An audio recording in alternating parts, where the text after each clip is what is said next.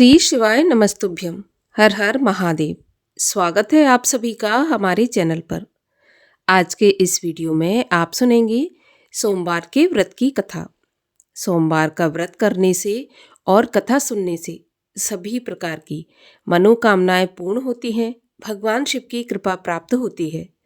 तो अगर व्रत नहीं भी कर सकते तो कथा तो अवश्य ही सुननी चाहिए। कथा सुनने मात्र से ही भगवान शिव की कृपा प्राप्त होती है। तो आज के इस वीडियो में हम आपको सोमवार के व्रत की कथा सुनाने जा रहे हैं। कथा अगर आपको पसंद आती है तो वीडियो को लाइक करके शेयर करिए और साथ ही साथ इसी प्रकार की व्रत कथाएं सुनने के लिए और हमसे जुड़े रहने के लिए चैनल को सब्सक्राइब करके बेल आइकन पर क्लिक भी अवश्य कर लीजिए। तो चलिए शुरू करते हैं आज का वीडियो। एक बहुत धनवान साहूकार रहता था जिसके घर में धन की कोई कमी नहीं थी, परंतु उसको एक बात का दुख था कि उसके कोई संतान नहीं थी और इसी चिंता में वह रात दिन दुखी रहा करता था। वह पुत्र की कामना के लिए प्रत्येक सोमवार को भगवान शिव का व्रत और पूजन किया करता था और सायंकाल को मंदिर में जाकर शिवजी के सामने दीपक जलाया करता। उसके इस भक्ति भाव को देखकर एक समय माता पार्वती ने शिवजी से कहा कि महाराज, ये साहूकार आपका अनन्य भक्त है और सदैव आपका व्रत और पूजन बड़ी श्रद्धा से करता है। इसकी मनोकामना आपको अवश्य पूर्ण करनी चाहिए। तब शिवजी ने कहा, पार्वती, ये संसार कर्म क्षेत्र है। जैसे किसान खेत में बीज बोता है वैसा ही फल काटता है, उसी तरह इस संसार में प्राणी जैसा कर्म करते हैं वैसा ही फल भोगते हैं। पार्वती जी ने अत्यंत आग्रह से कहा, महाराज, जब यह आपका अनन्य भक्त है और इसको अगर किसी प्रकार का दुख है तो उसको आपको अवश्य दूर करना चाहिए, क्योंकि आप तो सदैव अपने भक्तों पर दयालु होते हैं और उनके दुखों को दूर करते हैं। यदि आप ऐसा नहीं करेंगे तो मनुष्य आपकी सेवा और व्रत क्यों करेंगे। पार्वती जी का ऐसा आग्रह देखकर शिवजी महाराज कहने लगे, पार्वती, इसके कोई पुत्र नहीं है, इसी चिंता में ये दुखी रहता है। इसके भाग्य में पुत्र ना होने पर भी मैं इसको पुत्र प्राप्ति का वरदान देता हूँ, परंतु वह पुत्र केवल 12 वर्ष तक ही जीवित रहेगा। इसके पश्चात वह मृत्यु को प्राप्त हो जाएगा। इससे अधिक मैं इसके लिए कुछ नहीं कर सकता। ये सब बातें साहूकार सुन रहा था। इससे उसको ना तो कुछ प्रसन्नता हुई और ना ही दुख हुआ। वह पहले जैसा ही शिवजी का व्रत और पूजन करता रहा। कुछ काल व्यतीत हो जाने पर साहूकार की पत्नी गर्भवती हुई और 10वें महीने उसके गर्भ से अति सुंदर पुत्र प्राप्त हुआ। साहूकार के घर में बहुत खुशियां मनाई गई, परंतु साहूकार ने उसकी केवल 12 वर्ष की आयु है ये जानकर ना तो अधिक प्रसन्नता प्रकट की और ना ही किसी को यह भेद बताया। जब वह बालक 11 वर्ष का हो गया तो उस बालक की माता ने उसके पिता से उसका विवाह करने के लिए कहा। तो साहूकार कहने लगा कि अभी मैं इसका विवाह नहीं करूंगा, अपने पुत्र को अभी मैं काशी पढ़ने के लिए भेजूंगा। फिर साहूकार ने उस बालक के मामा को बुलाकर उसको बहुत सारा धन देकर कहा, तुम इस बालक को काशी पढ़ने के लिए ले जाओ और रास्ते में जिस स्थान पर भी जाना, यज्ञ करते और ब्राह्मणों को भोजन कराते तथा दक्षिणा देते हुए जाना।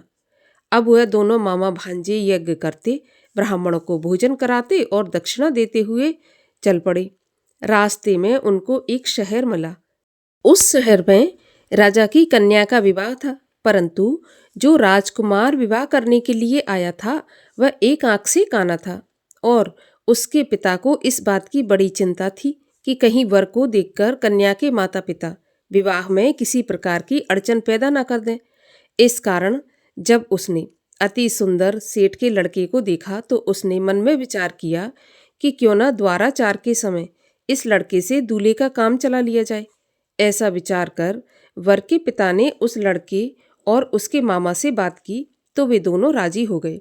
फिर उस लड़के को वर के कपड़े पहनाकर घोड़ी पर चढ़ाकर दरवाजे पर ले गए और सभी काम प्रसन्नता से पूर्ण हो गए।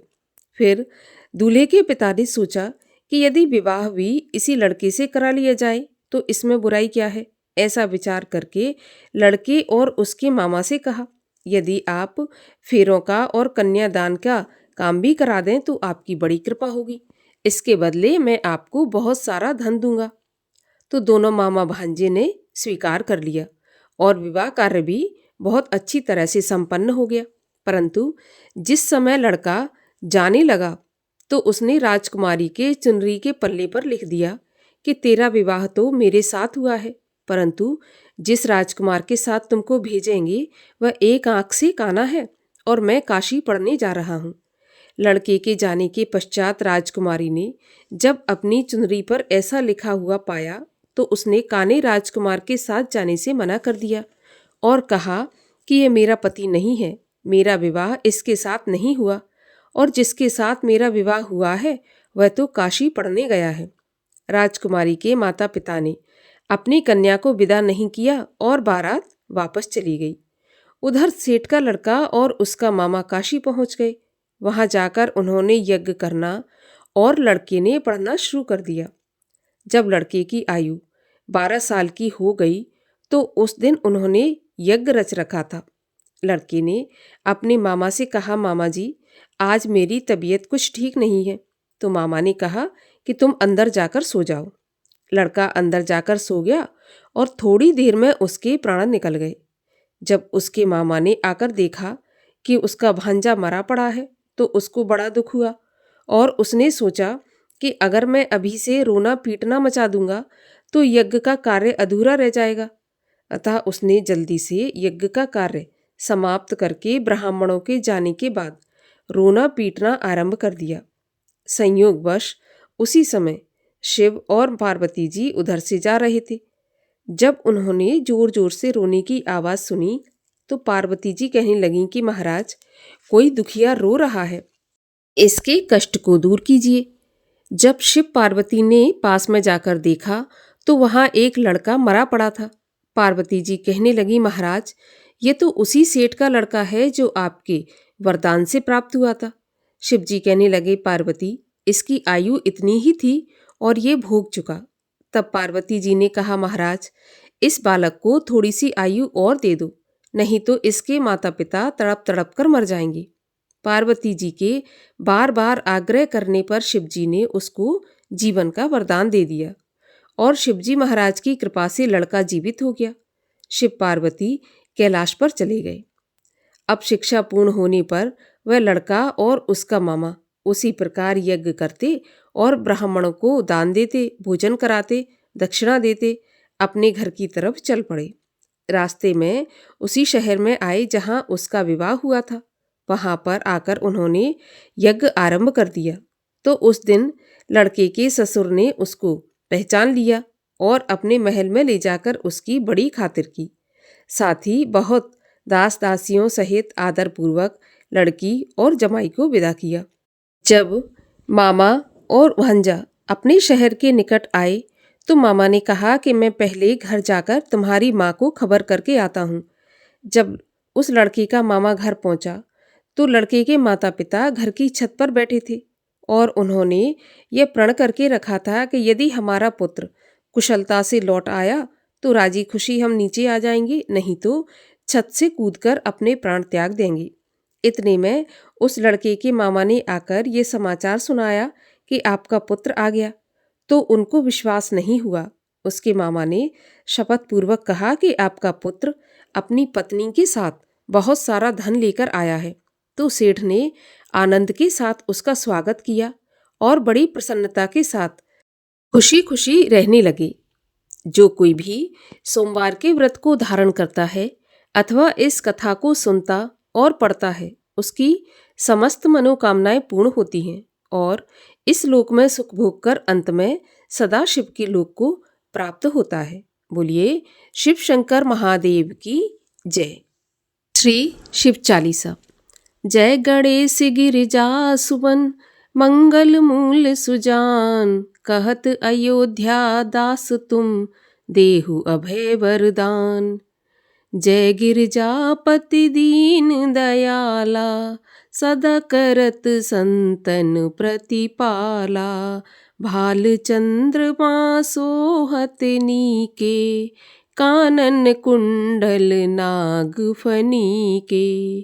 अंग गौर सिर गंग बहाए, मुंड माल तन छार लगाए, वस्त्र खाल बाघंबर सोहे, छवि को देख नाग मुनि मोहे, मैना मातु की हवे दुलारी, वाम अंग सोहत छवि न्यारी, कर त्रिशूल सोहत छवि भारी, करत सदा शत्रुन छयकारी, नंदी गणेश सोहे तह कैसे, सागर मध्य कमल है जैसे, कार्तिक श्याम और गणराऊ, या छवि को कही जात न काऊ, देवन जबहि जाए पुकारा,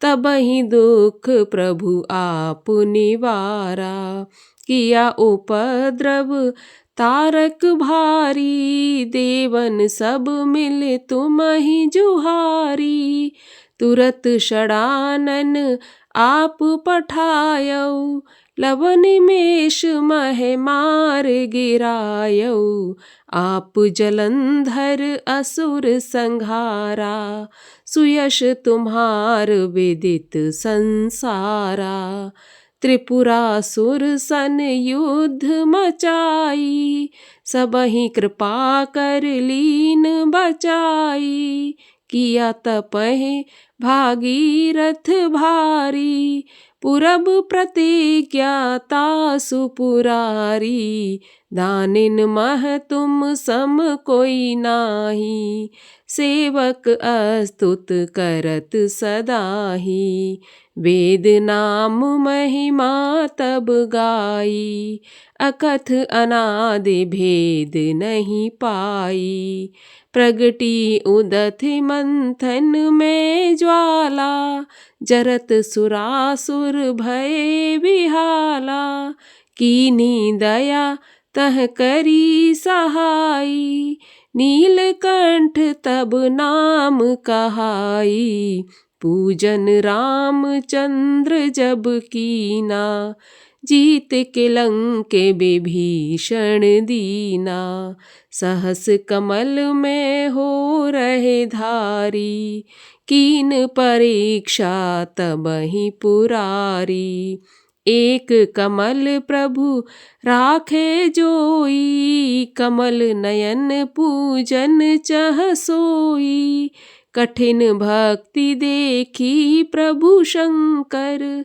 भय प्रसन्न दिए इच्छित वर, जय जय जय अनंत अविनाशी, करत कृपा सबके घटवासी, दुष्ट सकल निथ मोह सतावे, भ्रमत रहो मोह चैन न आवे, त्राहि त्राहि मैं नाथ पुकारो, एहि अवसर मोहे आन उबारो, ले त्रिशूल शत्रुन को मारो, संकट से मोहे आन उबारो, मातु पिता भ्राता सब होई, संकट में पूछत नहीं कोई, स्वामी एक है आस तुम्हारी, आए हरहु मम संकट भारी,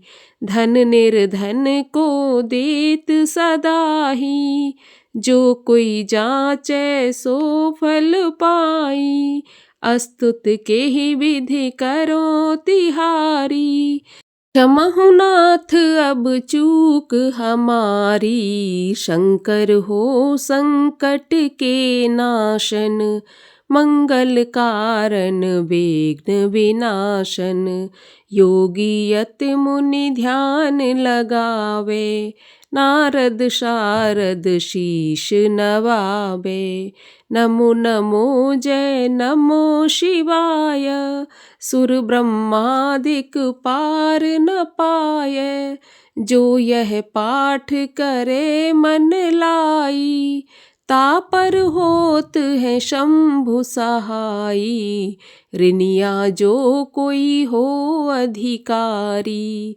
पाठ करे सो पावन हारी। पुत्रहीन कर इच्छा कोई, निश्चय शिव प्रसाद तेहि होई। पंडित त्रयोदशी को लावे, ध्यान पूर्वक होम करावे। त्रयोदशी व्रत करे हमेशा, तन नहीं ताके रहे कलेशा। धूप दीप नैवेद्य चढ़ावे, शंकर सम्मुख पाठ करावे। जन्म जन्म के पाप नशावे, अंत धाम शिवपुर में पावे। कहे अयोध्या आस तुम्हारी, जान सकल दुख हरऊँ हमारी। नित्य नेम कर प्रात ही, पाठ करो 40। तुम मेरी मनोकामना पूर्ण करो जगदीश। मक्सर छठ हे मंत्र ऋतु, संवत 64 जान। अस्तुत 40 शिवहि, पूर्ण कीन कल्याण। ओम जय शिव ओमकारा, स्वामी हर शिव ओमकारा। ब्रह्मा विष्णु सदा शिव, अर्धांगी धारा। ओम जय शिव ओमकारा। एकानन चतुरानन, पंचानन राजे। हंसानन गरुड़ासन, वृषवाहन साजे। ओम जय शिव ओमकारा। 2 भुज 4 चतुर्भुज, 10 भुज ते सोहे। तीनों रूप निरखता, त्रिभुवन मन मोहे। ओम जय शिव ओमकारा। अक्षमाला वनमाला, मुंडमाला धारी। चंदन मृग मद सोहे, भोले शुभकारी। ओम जय शिव ओमकारा। श्वेतांबर पीतांबर, बाघंबर अंगे। सनकादिक ब्रह्मादिक, भूतादिक संगे। ओम हर हर हर महादेव। कर के मध्य कमंडल, चक्र त्रिशूल धरता। जग हरता जग करता, जग पालन करता। ओम जय शिव ओमकारा। ब्रह्मा विष्णु सदा शिव, जानत अविवेका। प्रणवाक्षर के मध्य, ये तीनों एका। ओम जय शिव ओमकारा। त्रिगुण शिव जी की आरती, जो कोई जन गावे। स्वामी जो कोई नर गावे, कहत शिवानंद स्वामी। मन वांछित फल पावे। ओम जय शिव ओमकारा। बोलिए शिव शंकर महादेव की जय। कर्पूर गौरम करुणावतारम, संसार सारम भुजगेन्द्रहारम। सदा वसंतं हृदयारविंदे, भवं भवानी सहितं नमामि। भवं भवानी सहितं नमामि।